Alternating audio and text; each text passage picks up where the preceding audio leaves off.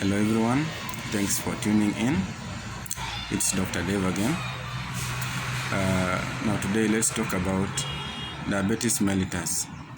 I want us to look at it particularly beginning from the introduction or the clinical presentation, the types, the diagnosis, some bit of pathophysiology, the management, complication, and finally the management of the complications.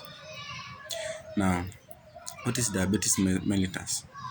Actually, this is a group of diseases, metabolic diseases of multiple etiology that is characterized by prolonged or chronic hyperglycemia with disturbance in the metabolism of carbohydrates, proteins, and vitamins as a result of a defect in the functioning or secretion of insulin. We understand very well that insulin is one of the major hormones that plays a role in the regulation of blood glucose.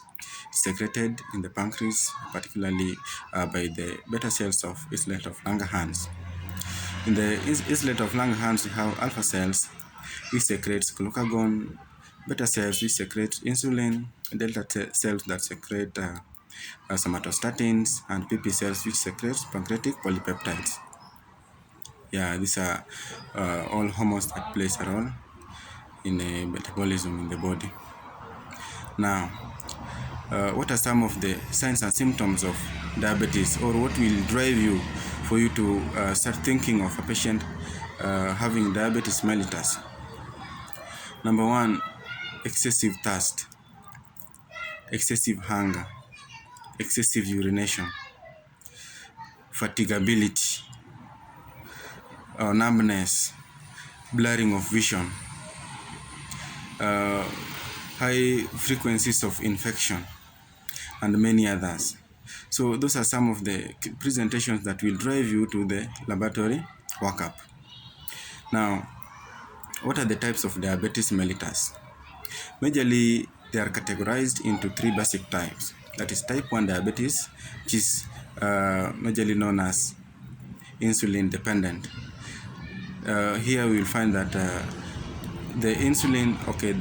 beta cells of the pancreas have been destroyed, so there is defective in the secretion of insulin.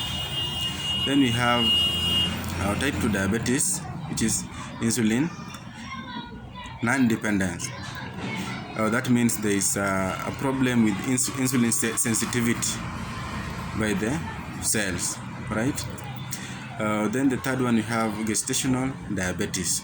In gestational diabetes, and this kind of diabetes is a form of glucose intolerance that normally occurs when a mother is at 20 weeks of gestation, and it can persist even after delivery, or it can just go away after delivery. Now, how do we diagnose diabetes mellitus? We normally have a criterion that will guide us in the diagnosis of this major problem.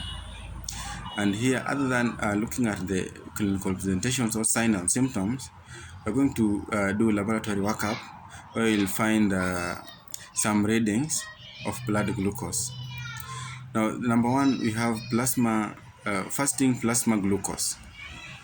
That is a reading that should not be more than 7.0 millimole per liter. We have random blood glucose that should not exceed 11.1 millimole per liter. Then we have the measure of glycated hemoglobin. This is the hemoglobin. Glycated hemoglobin basically means that the glucose that is bound to the hemoglobin, and this should not exceed 6.5%. Right? Now, how about some of the risk factors to diabetes?